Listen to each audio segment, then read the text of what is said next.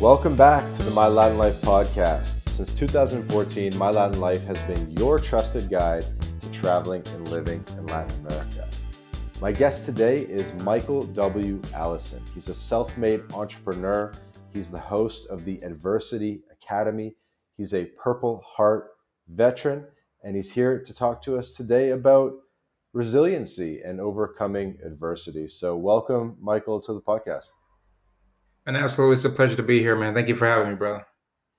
Yeah, absolutely. I had to look up what a Purple Heart is because I'm a dual citizen, but I was born in Canada, so I don't know these things super as well as maybe an American would. And I learned that it's the longest running or the oldest military award still given to U.S. military members. It's pretty famous. You hear about it in movies, and it's for people who get, I guess, injured in active duty. Yeah, that's correct, man. It's not something that people sign up for and volunteer and say, "Hey, I want to get a Purple Heart" or anything like that. But unfortunately, it's a part of one of the ribbons or medals that you would get when you serve. And I got mine attributed to being in Iraq and was on our last mission. I was on a supply redelivery, you want to say, meeting up back with our unit. And when we got to the last vehicle delivering the water, the ammunition, and some MREs, I spoke to my gunny. I spoke to my best friend, Salto. We had the doctor there on the driver's side of the Humvee, and we had Hernandez, the gunner. And I spoke to them. 7 seconds, I pull off. I hear the loudest explosion I could ever hear in my life, man. Deafening. Just your ear starts ringing. And from that blast, from that 500-pound car bomb, the shrapnel from there struck me, injured my shoulder, injured my arm, and then obviously knocked me out. So it knocked me back inside of my tank. And then my assistant, Castanelli, had to come and grab me and wake me back up. And once he woke me back up, we checked on me, and then we went out to go check on the guys that was actually directly impacted from this. And my gunny, when you walk out, it's nothing but dust, cloud of smoke, fire. And I see my gunny, and he has blood running out of his ears. The doctor lost half of his leg. The gunner, Hernandez, lost half of his face. And then my best friend, Salto, his stomach was blown out right in front of the steering wheel of the car, and he was dead, and had to put him in a body bag. So whenever I speak about it, I tell their part of the story because that's how that actually happened. When I kind of looked at it, I kind of lived my life several years ago where there was lots of guilt or grief that was tied to that, where I was 7 seconds away where that could have been me, but also plays into my mind where why I didn't see that. How come I could not prevent that type of thing? But to answer your question about Purple Heart, that's how I got the Purple Heart, based off of the car bomb explosion, and shrapnel struck me, hit my shoulders, and knocking me out inside of my tank. Wow. Entertaining podcast intro, I suppose. And thank you for sharing the story. No worries, man. Absolutely, man. And I guess that's kind of a big part of your identity. And now you've gone on and created this brand called Adversity Academy. Tell me about this. Most definitely. So the Adversity Academy really is a full, total, holistic component of what my life has been about. And now we just kind of put that into what it is for the Academy now itself. So the Academy itself is an academy where we have quite a few different tracks. So we have a leadership track where we have quite a few different programs. We have an entrepreneur track for anybody that wants to get into entrepreneurship and anyone that's struggling with their personal development. We have a track for anyone that needs help with personal development. And we also have a track for veterans where they could learn our entrepreneur programs or our workforce development programs. And the reason why the company was called Adversity Academy, my life coming from Jamaica as an immigrant, growing up in Miami, been through quite a few rough times and some tough situations, to the point of serving in the military, and the impact of what I just kind of shared with you, some things that transpired from there. And then when I got out of the military, my transition was not the greatest, so I struggled with some mental health things and stuff like that, struggled with alcohol, tried to commit suicide, tried to take my life. Been through a divorce and kind of struggled through my life, but it was not until like 10, 15 years ago that I was on that path of personal development, professional development, leadership training, and all of those things to help change my life. And ever since then, I been on the path of helping people, training people, so they don't have to go through some of the same things that I've been through, which is what the Academy is all about. And are you still based in Florida today? Yeah, man, I'm in West Palm Beach, sunny Florida, man. Sunny Florida. That's awesome. So you were born in Jamaica? Yeah, I was born in Jamaica back in 1981, and it's a country, man. You know, so I'm a country boy at heart. But then we came to the United States, and we grew up in the city in Miami. And do you still kind of maintain ties to Jamaica? You go back once in a Yeah, while? most definitely. I haven't been back in a while, but my mom and dad still lives there, and I still have quite a few family members that still live there. We actually having a trip coming up this year, probably around. It's going to be either November or December, where we're going to head back to Jamaica for a vacation trip. That's cool. And do you dream of like one day having a farm out there with the bananas growing and all that stuff? Actually, that's something that I want to do now, man. I want to go back and probably figure out a way where we could. So we have quite a few different things. My family back in Jamaica, so I would love to get some of our products and some of our fruits into some of these grocery stores or Whole Foods stores and things like that. On the land that we have, we grow sugarcane, we grow mangoes, we grow pineapples, we grow cucumbers. So you name it, all of these different fruits that we do have on quite a few acres where we could actually start importing this or exporting it, however it may go. So. And Jamaica is more mountainous than most people realize. Actually, you're right. So there's a good bit of mountains. So we're big over there on the mountain, Blue Mountain coffee as well. Blue Mountain coffee.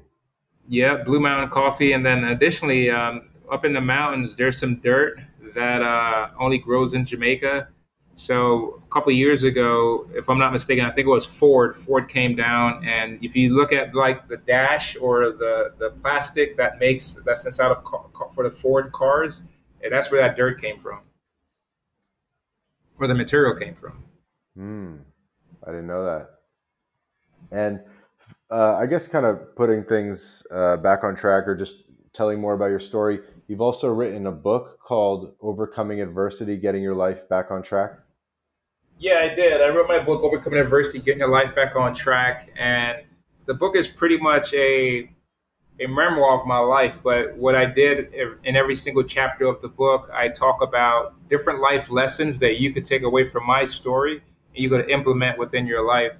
So I talk about growing up in Jamaica. Then I talk about some of the things that occurred to me in the Boy Scouts, some things occurred to me within my family that no kid should ever experience. Some tragedy in the Marine Corps and the military. And then that part of my life where I was going through a very tough time throughout that transition out of the military and trying to just deal with being a civilian. And then once I got into business and entrepreneurship, how I purchased a franchise, made the Inc. 5000, and then went on from there and started my own business, the Adversity Academy, but kind of giving lessons throughout that entire journey where someone could take from that and utilize it for their lives, man. What franchise did you buy? Lime painting.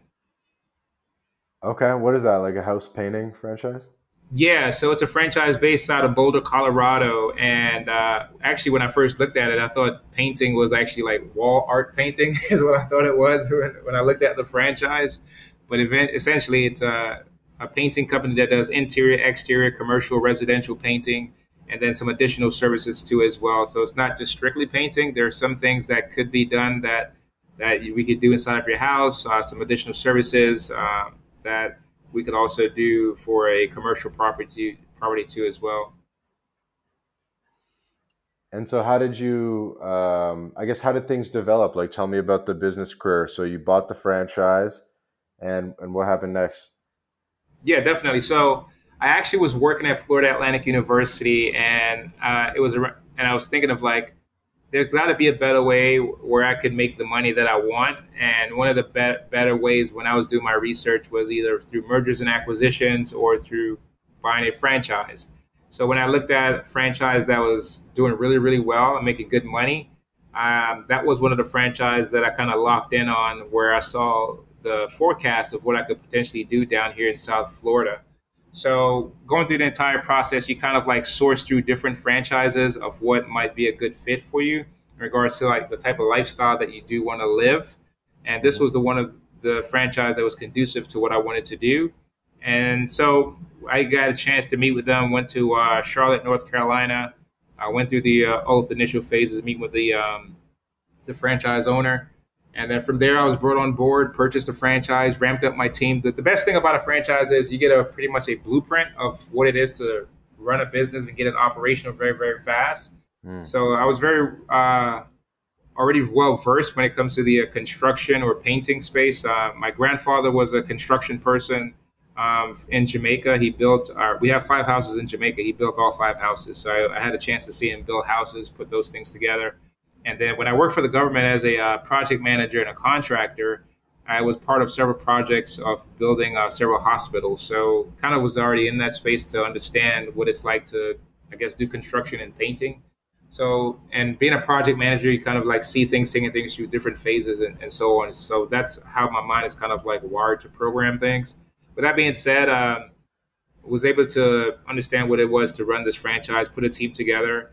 And we just got out there, got after it, and things went really well for us because the franchise itself, they started in Boulder, Colorado. And if you think of Colorado during the winter seasons, they can't paint, right? So if they're going to get a job, it has to be interior. Where for me in South Florida, the most that's going to stop us is rain, and that's about it. So I was able to paint all throughout the year. And so that ended up being a successful business? Absolutely, it was. You know, I invested $150K, so I was trying to make sure I made all my money back. And, you know, once I started seeing the location I picked, where it was here in South Florida, was one of the highest net worth community or cities. So with that being said, we had different softwares, different tools that's proprietary to the franchise that gave us access to certain types of people, certain types of property that we could actually target and go out and try to get business from them, which turned out to was a good idea. And then from there, using my government contracting background, I was able to get some contracts for some commercial properties too as well. That's cool. And I know, like painting franchises are pretty popular, honestly, like for college kids and that kind of thing. Do you feel like it was worth the amount that you paid for it, or do you think you could have just like done it without the franchise? So to be quite honest, I think that the franchise itself, doing that, I don't think it's that the value I would say is all the way there with the business itself. I think what the value was with the infrastructure of what it takes, being someone that started the University Academy and built it from ground up, and seeing what it is when someone says, hey, here's my franchise and here's all the work that I've done for over 5 years, take it. I could kind of see the value with that, because you're buying what somebody else has done for you to get everything ramped up and started. And from the franchise point of view is they're thinking long term, right? So they got to put a whole bunch of infrastructure, system, processes, standards, procedures, all these different things that are in place to make things run a whole lot much more smoother, opposed to someone that's just getting started. There's going to be bumps in the roads and things like that. So, yeah. I'm moving outside for the remainder of the podcast, or at least for a minute here. Hopefully the wind's not too bad. So I'll kind of let you get us up to speed. Basically, like, how did you go from a painting franchisee to starting Adversity Academy and growing it into what it is today? So when I was running the franchise, was doing really well. And then things came to a head, and I woke up one morning and I said to myself that this is not bringing me any joy. This is not bringing me any satisfaction. I think making money within the franchise was fun. It was great, but it's not what I was called here to do. And I just thought that there was something greater and better for me to do. So I started exploring other things that I could do and utilize my talents for that could serve people, be better to people, and bring me greater joy and something that I enjoy doing. So with that being said, I was on a trip in Vegas and I called up the franchise owner and I told him, I said, hey, it's been a great ride. It's been a great run.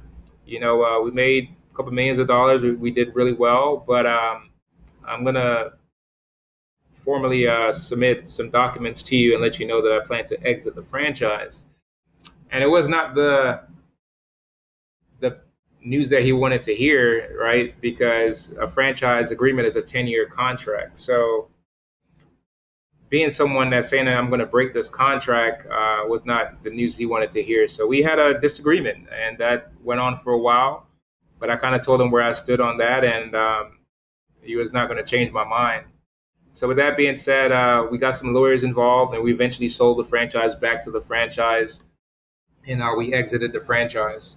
And then from there, man, I said, what I wanted to do is get back and serve people and help people that have been through some of the things that I've been through in my life and help them. So when I said I want to start the University Academy, the first thing that I did was write my book.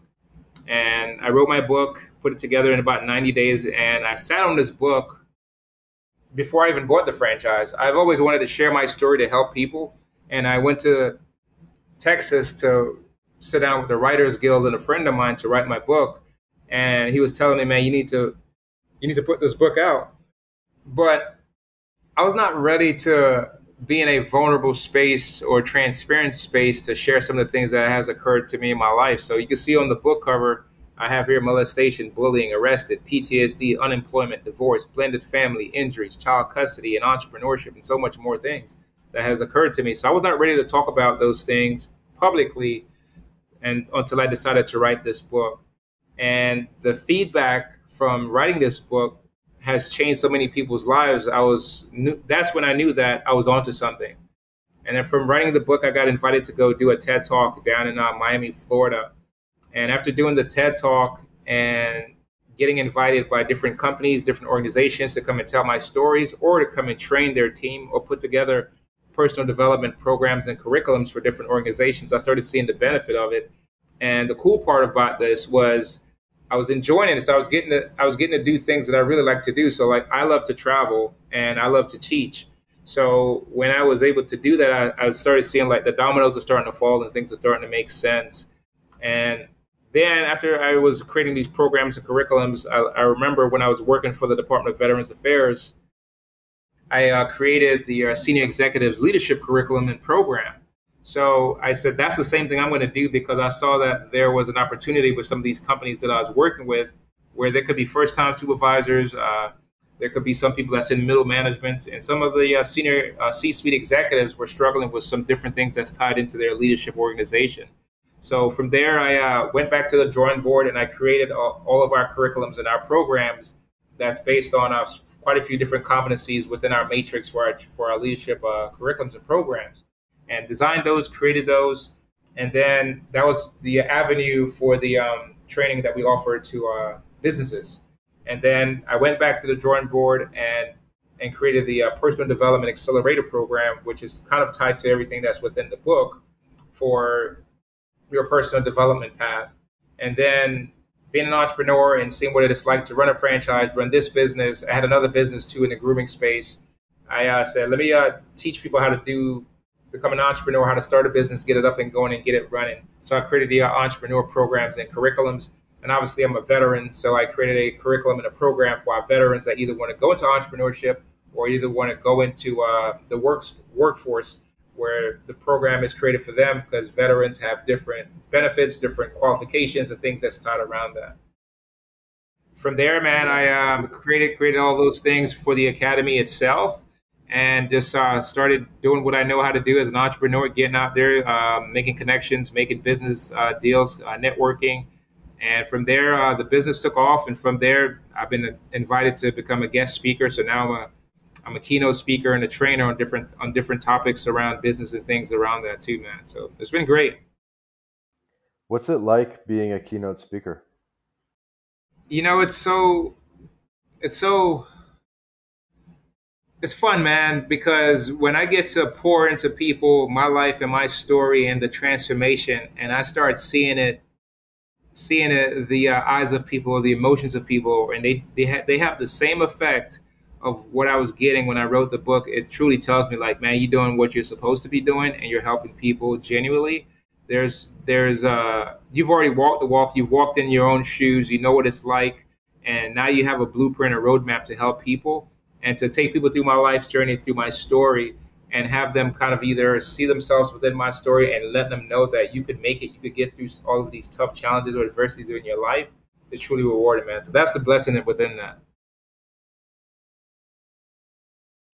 And I imagine it was a skill that you've gotten better at over time. You're probably nervous the first Yeah, couple. so I wasn't good when I first started. I'll admit that. I was trying to figure out how to tell a story, how to put a story in a framework, how to have the emotional connections where you could tie people in, bring people in, put a joke here, then kind of like go through a framework, go through a process, go through steps and things like that, where people could actually walk away and start taking action from what you're saying. So, but prior to that, I really didn't have a good concept around that. Kind of just thinking of how like you would structure a paragraph is kind of like how I thought about it with your introduction, your three main points, and your conclusions. But from there, I started looking at people like your Les Browns. Then I started looking at Anthony Trucks, and Anthony Trucks is who's my mentor. And I went into his coaching program in regards to how to be a keynote speaker. And from there, I got polished much more better with how I present, how I communicate. And from there, man, things took off, and I've been booked out about 2 to 3 speaking gigs every single month. Wow, congrats. That's amazing. Thanks, man. Tell me about this, I guess, mentorship that you did to learn how to be a keynote speaker. Yeah, so I jumped on board with Anthony. I was kind of like exploring different people in regards to who do I kind of like could, I guess, follow. I think if you want to like emulate somebody or whatever it may be, or or you want to follow somebody, you got to follow somebody that you're willing to trust, and that's going to lead you and take you to the destination of where you're trying to get to. And when I looked at Trucks, we kind of had this. He resonated with me because we kind of had the same story in regards to our upbringing and some things that occurred to us as kids. Some of the things that he went through with his own wife and things around his divorce, and now he remarried his wife, which is the same thing that I did.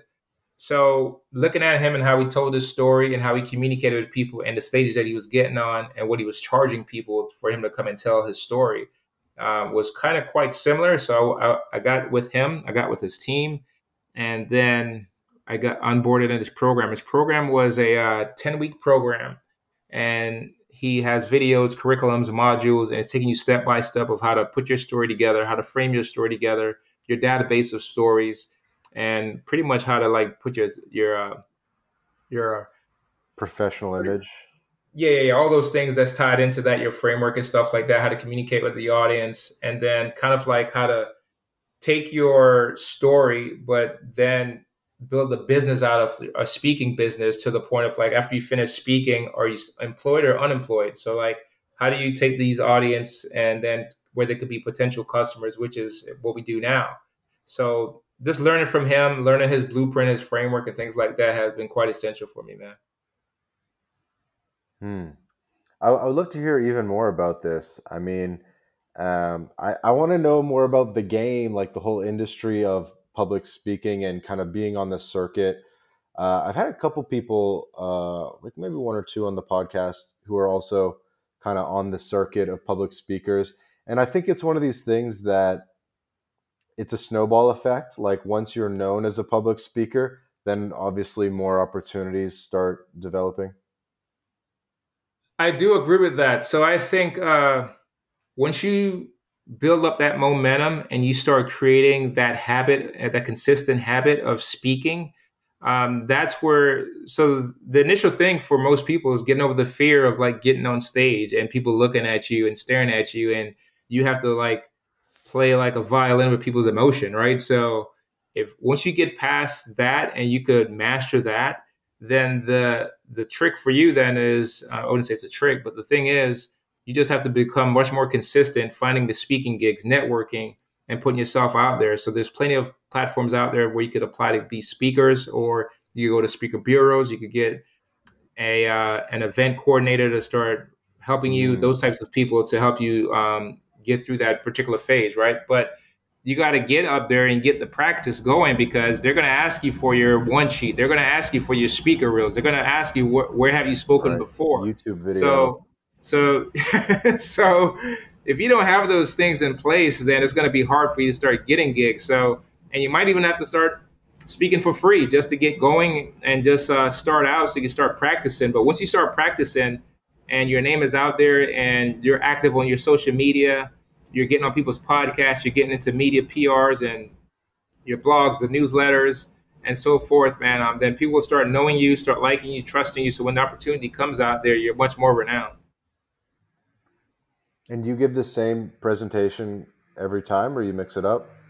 Yeah, I mix it up. So I have quite a few different talks. So I have two keynotes. One of them is called the Unleadership, and then the other one is called Breaking the Bottle.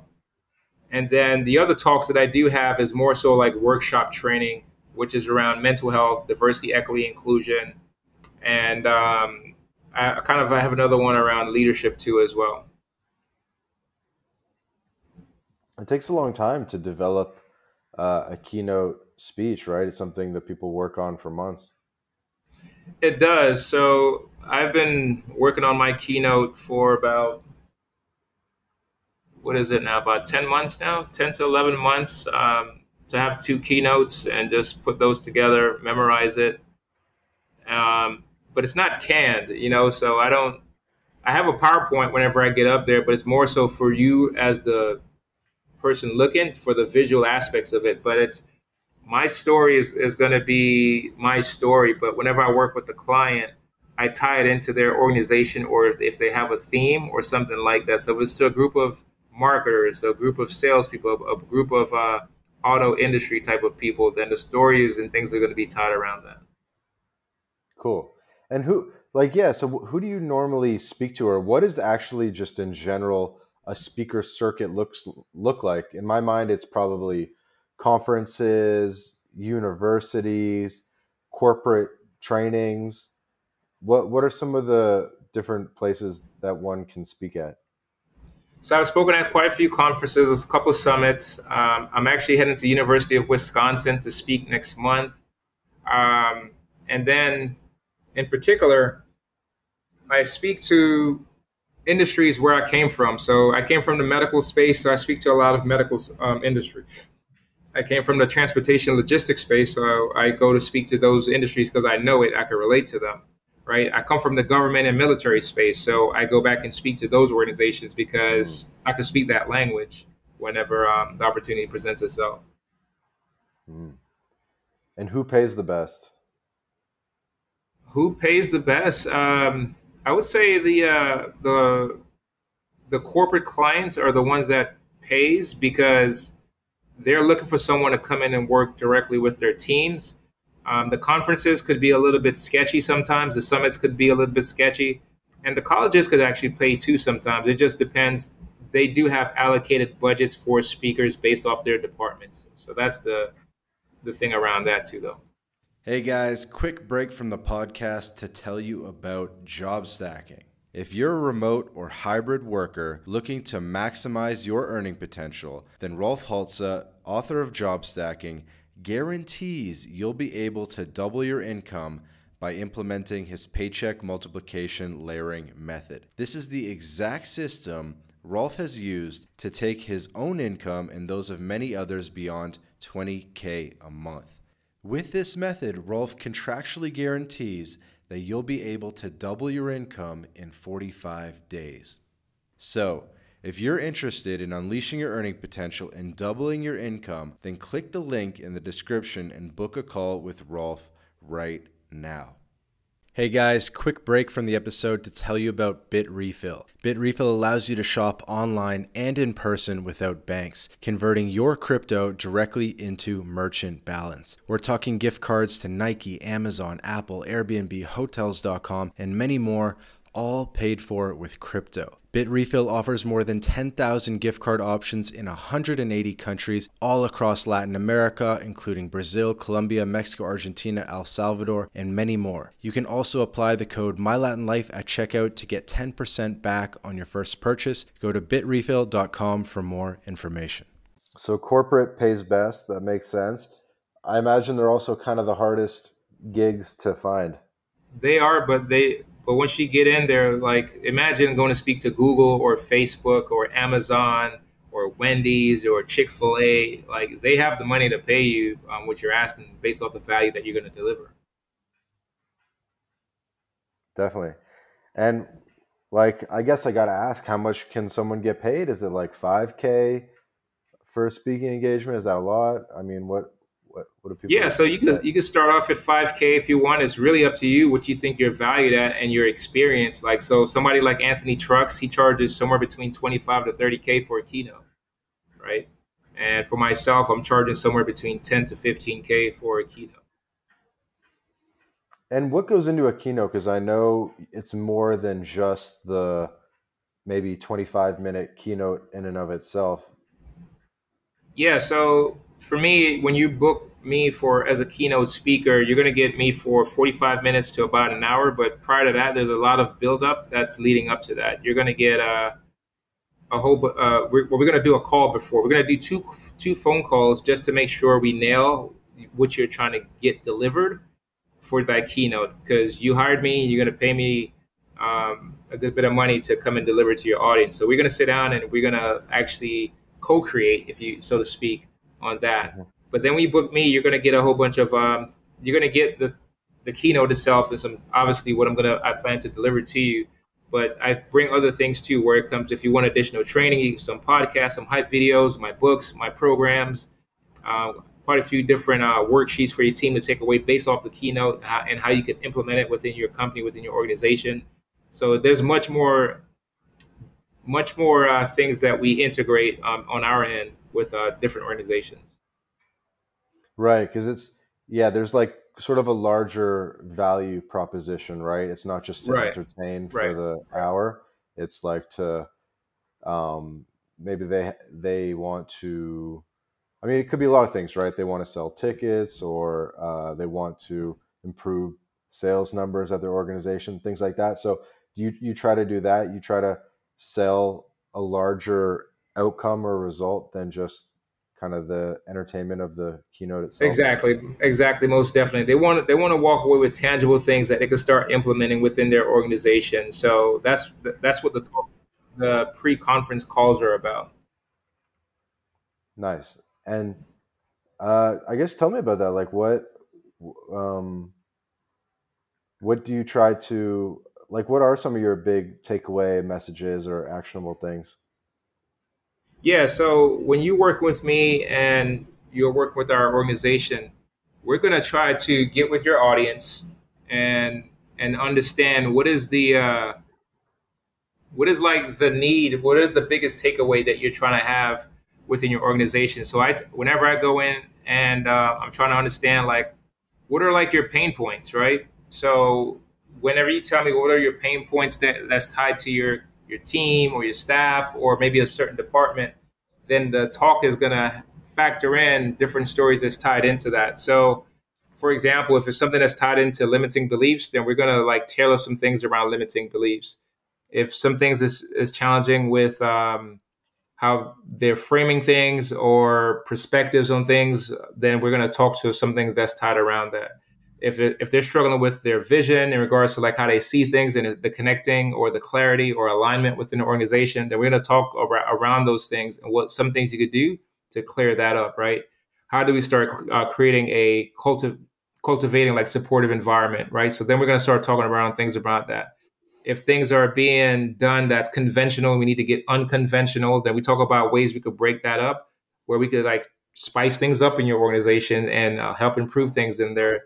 And so we'll go about some things like that with some of my ideas, some of the things that I know that I could implement and come and share with your company. Because what it is also is like, I'm going to come on stage and I'm going to tell you all these things that you can do and stuff like that. But the biggest part around some of those things when you do this with organizations is the accountability piece, right? And who's going to keep people accountable and implement these things. So that's why I tell you that after you get on stage and speak, it's an opportunity for you to come back and work with these companies and organizations, because now they need somebody to come and train them and help them on the things that you just spoke about. Cool. I like it. Maybe this is a future side quest for me. So I appreciate the info, because I'm genuinely curious about what this looks like. It's a great way to sort of build your authority. And I really think it's a great snowball, because once you have, you have your website, and you have the speaking engagements, you have your book, and it all just keeps getting bigger and better, right? And you get bigger and better opportunities as you start putting this package together of who is Michael Allison, the adversity coach. It is. It does lends towards your credibility and knowing that you're truly authentic in regards to like what you do. So that a big push for that too is like what I put on social media, what I put on my blogs, what I put in my newsletter. Are you getting this person 100% of the time? And when you have your books out there, you have your programs out there, people are going to like check you and make sure you are who you say you are, and those types of things that's tied to that. Mm-hmm. Cool. So it really all kind of kicked off with the book, right? Yeah, the book was the starter, and sometimes I kick myself about it because I sat on this book 6 years ago. Imagine where my life or my career or my business would have been 6 years ago, and I think about it around like the pandemic time frame and things that where if we had started a long time ago, how much different things would have been, because this is something that people needed right around that time. And so probably a lot of people are sitting on a book where either in their heads or they've half written it or something like that. Hit us with some overcoming adversity inspiration to finishing the book, and then actually putting it out there. The first thing you got to do is commit. I procrastinated for a while. I went to Texas. I wrote about chapter 1 of my book, and my friend Steve said, "Hey man, you need to flesh this out and tell your story." And I would write a chapter here, and then I would get distracted, and I sat on it for years until like I wouldn't touch the story for months, if not a year or so, something like that. And it was when I was going through that transition where I said, I'm going to get serious about this, and I'm going to commit to this. And once I did that and implemented my schedule and my commitment that I'm going to do this and start helping people, that mindset changed. So creating that mindset in regards to this is what I'm going to do and this is what I'm going to commit, and actually implementing those steps in place. So I started dedicating 1 to 2 hours a day, right? So in my phone, I'm a big note taker of like all of my random thoughts and ideas. So I created on my Apple phone the book. I didn't actually have a title for the book yet, but I just wanted to start putting things that I wanted to talk about, because as a speaker, you'll realize that you have like hallways or pockets of stories, right? But they're not always like at the top of your mind. So I won't remember every single story, everything that has occurred to me. So I kind of like started jotting down and creating a timeline of everything that has occurred in my life. And then I started recording each chapter, and I started writing what each chapter would be about. And after I put all that together, then I got with a team, and I said, hey, this is my story. This is my life. This is what I want to do. And then they started helping me write the book together, put the book together. Then we started having some beta readers, some editors. And then we started talking about the book covers and all of a sudden I was like, oh man, this thing is taking off now. And it was just the simple thing of just committing to it, putting it into action, and telling people about my story. And as soon as I started telling people my story, there was people out there that was willing to help me get this across the finish line. And doing that, yeah, we put the book together, put the images together, got the book audio recorded too as well, put it up on Amazon. We had a book launching party. Folks helped me get the books to be a bestseller on Amazon.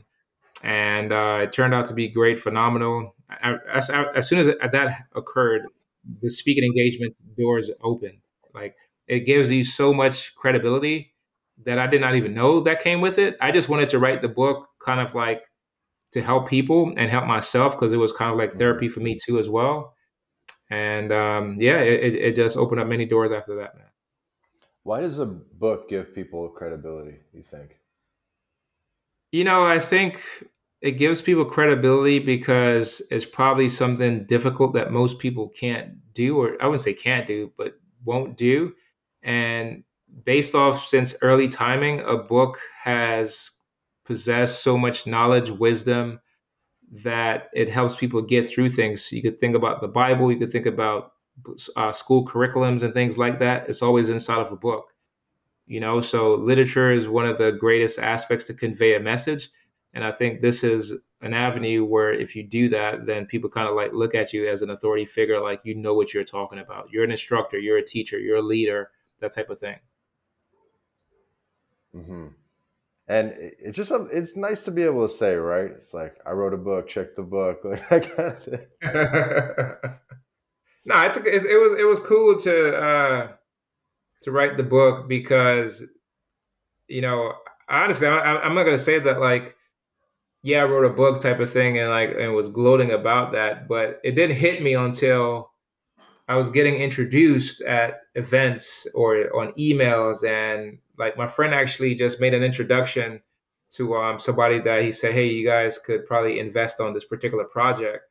And in the introduction, he's an esteemed, acclaimed author inside of the message for the introduction. So Yep. that's what my friend thought about me. You know what I mean? So it helps when like people are talking about you in that way, or like whenever I'm getting up on stage, they make the introduction of like he's an author and those types of things, and I think it lends to your credibility, man. So it's awesome. And what does your family in Jamaica think, and even stateside? Because sometimes it's hard to grow into a more public person and explain it exactly what it is you do to family. You know what? You're right, man. That transition, my family supported my book when it first came out after a couple of edits, right? So we made a few edits to make sure things were good with my family. But trying to explain to your family and friends what you do could be quite complex sometimes because as a speaker, as a business owner, you're doing on multiple things. Like inside of my head, inside of my business, I know everything that's going on. I have everything organized the way it is. But when you when you're on social media and things like that, and they're seeing your lifestyle or your people seeing what you're doing, they're like, "Oh, you're traveling, you're speaking here, you're leading this team, you have a book going out, you have a podcast going, and all these different things." Knowing that is all encapsulated around your business. It was all a part of my business process, my business plan of things of how I wanted to generate money or help build a legacy for my family, and create something that makes me a good steward in regards to being a good leader in regards for my family and for my household and things around that. But it is complex sometimes when people ask you, "What are you, a speaker? Are you an author? Are you a podcaster? Are you an entrepreneur?" These different things that they may be tied into that. But if if you get to sit down with me for one day and walk around with me, you'll get to kind of understand how things play in the entire concept. And it makes sense for me because, like I mentioned before, I'm kind of like a project manager, creative type of person. So it makes all perfect sense to me. And the podcast is called the Overcoming Adversity Podcast. Yes, sir. Overcoming Adversity podcast, where we interview business leaders and quite a few different interesting people across this globe that I've met.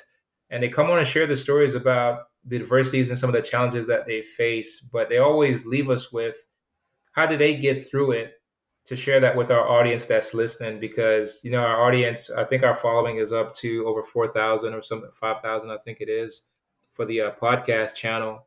And to know that we have that impact to help change people's lives through people's stories, I think is amazing. And for me as well, too, I feel like I'm always getting smarter, learning from different people that's coming on the podcast because I'm interviewing billionaire. I've interviewed two billionaires. I've interviewed Really? quite a few millionaires. So I learn a lot of things around businesses. I learn a lot from people that's been to prison, people that's been raped, people that killed people. You name it. I've interviewed you name it. People that has disabilities and so many things, and to learn about how they made it, how they got through, is so fascinating, and it's things that I could take whenever I get on stage to tell my story. It's things I could put into my books because it's now out there and stuff like that. But it's also educating me too as well. Yeah, I'm thinking myself. I'm like, have I ever interviewed a billionaire? No. Have I ever interviewed a murderer? Not that I know of.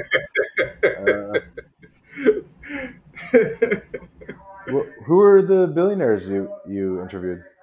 One of them was Sean Hayes. He was into the banking industry, and he was riding around with like millions of dollars in his trunk, and then he buried it under his house because he didn't. It was a whole bunch of stuff that's tied into that. But he made it to become a billionaire, and then the government came down on him, and then he eventually sold like probably like $500 million or something to somebody to like put the money away so he could kind of like go to jail and come back and get his money. So he did something around that, whatever. And then he went to jail and came back, and obviously he had money, so he came back and bounced right back, like true gangster stuff. but that guy there, Sean Hayes, and then his podcast is I'm actually going to be releasing this podcast in the next 2 weeks, so it's not out yet. And then he wrote a book about it also as well, so it'll be promoted on the podcast. But then I interviewed Lisa Price. So she grew up in New York, and she's the owner of Carol's Daughter, and she built that selling like soap or women's products inside of her kitchen, and just started locally and started going to different markets and things like that, and eventually built it to one of the biggest brands in America, to the point L'Oreal came to her and said, here's $27 million for your company. And then she got Jay-Z on board, Jada Pinkett on board, Will Smith on board with her brand, and it blew up, man. That's pretty cool. So you, like me, we both have a pretty wide range of guests. So congratulations on your podcast. By the way, putting in the word now, I'm happy to guest anytime. Thank you, man. If after this is over, man, I'll send you the link. You submitted the application. Everybody that comes on, I got to get like some backstory to everybody that comes on to the show.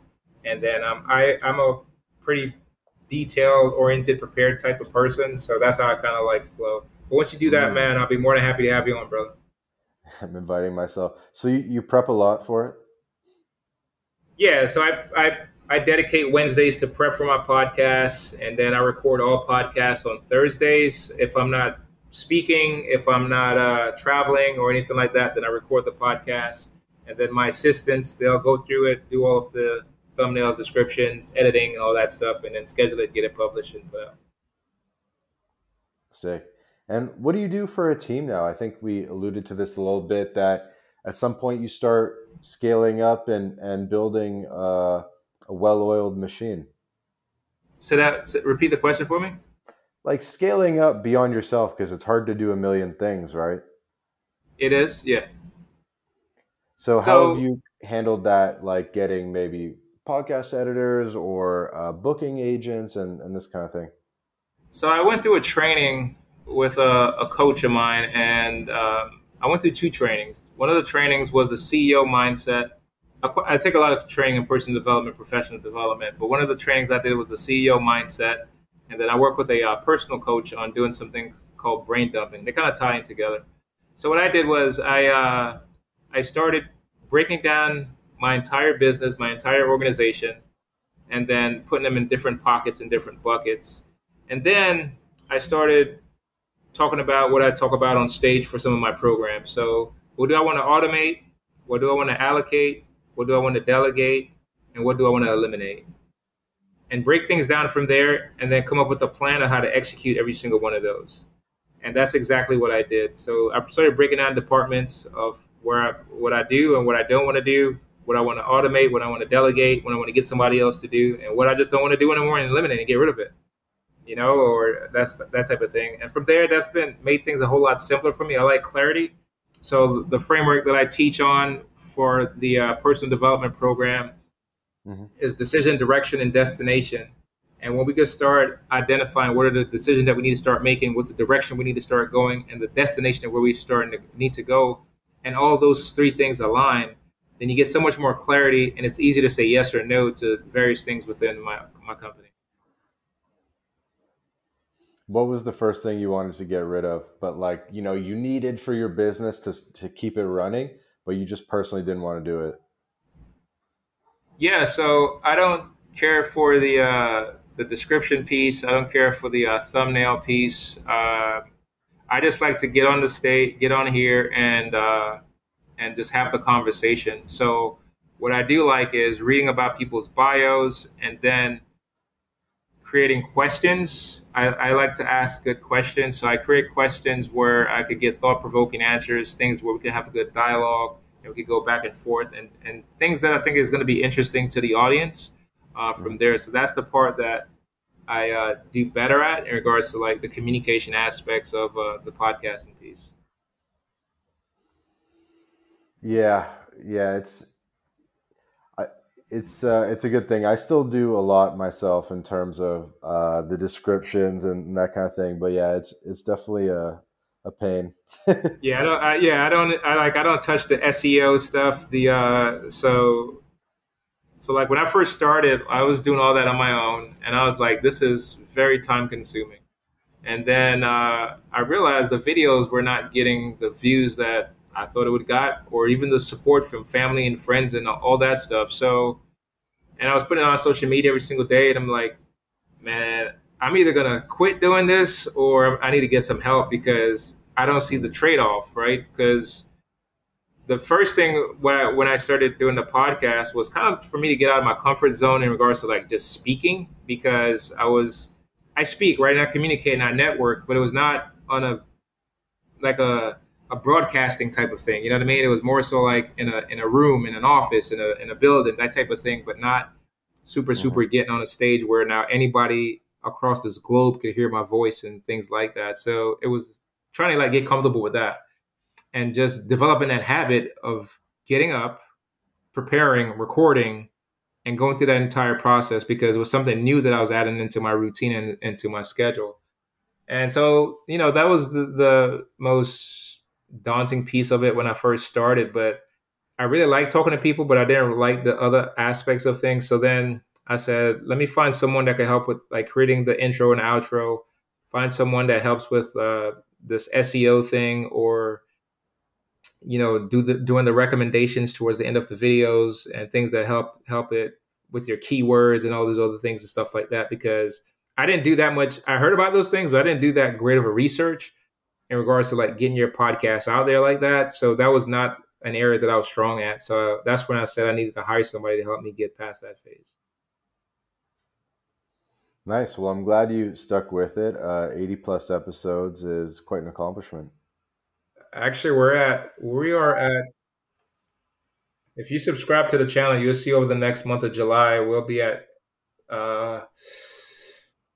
at about I think a 105, you'll see, up to 105. But in regards to guests, I'm up to 165 guests scheduled.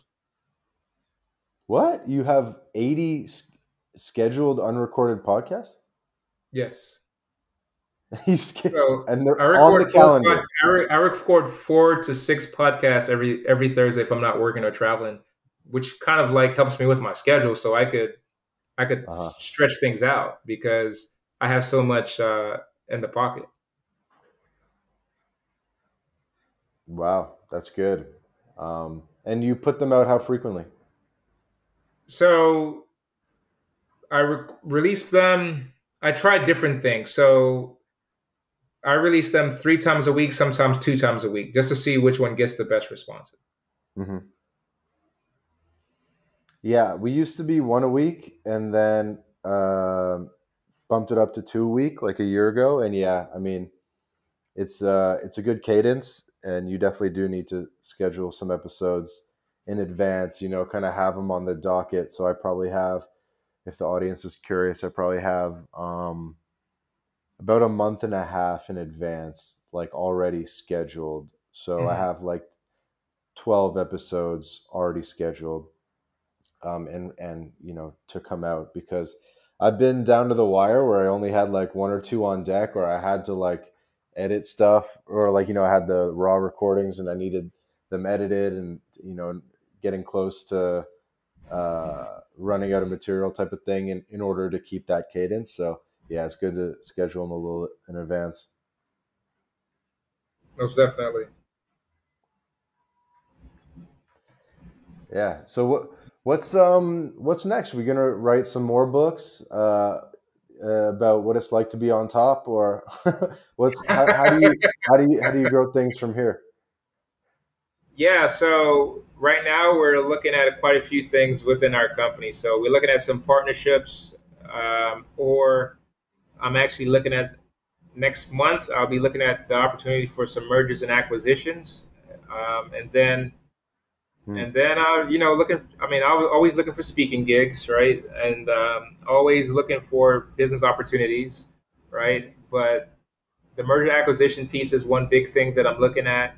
And then in regards to my next book, so we have The Leader's Lead. That's a book that I'm working on. Then we have The CEO Crucible is another book that we have in the pipeline. My next book that I probably will be releasing next is the Break the Bottle book. And then we have the Break 10 the Laws. Bottle. Yeah, Break the Bottle. What does that mean? So my keynote that I talk about the most is, we all walk around bottling up so many thoughts, emotions, and feelings in our inside, and it creates so much limiting beliefs and in regards to like achieving the greatness that's within inside of us, and so much that's tied to our potential. And those are the things that we start selling ourselves at nighttime, and we start buying it, and we never take action. And breaking the bottle concept is breaking all of those things that we put inside of the bottle. And when you think about the things that we bottle in, it's not always negative. We for myself, I was bottling like your PTSD, your mental health, sadness, grief, guilt, right? But also was inside of that bottle was my happiness, my joy, my freedom. All of the things was inside of there. It was not until like I started breaking the bottle where I was able to start doing some of these great, amazing things in my life that I'm doing now, man. Okay. Yeah. Just get everything bottled up out of there. Right. Break it, man. Just break it. Yeah. Awesome, man. Well, I love that you have a growth mindset, and I love what you've done with your experience. I think such an interesting turn that life can take sometimes, and I really like your story, how you went from the military to the painting franchise business, and then life can take so many turns, and you obviously had to have a lot of vision and a lot of stick-to-itiveness to get the book out and start building your brand and building your authority as a speaker and building your programs and everything. So hats off to you.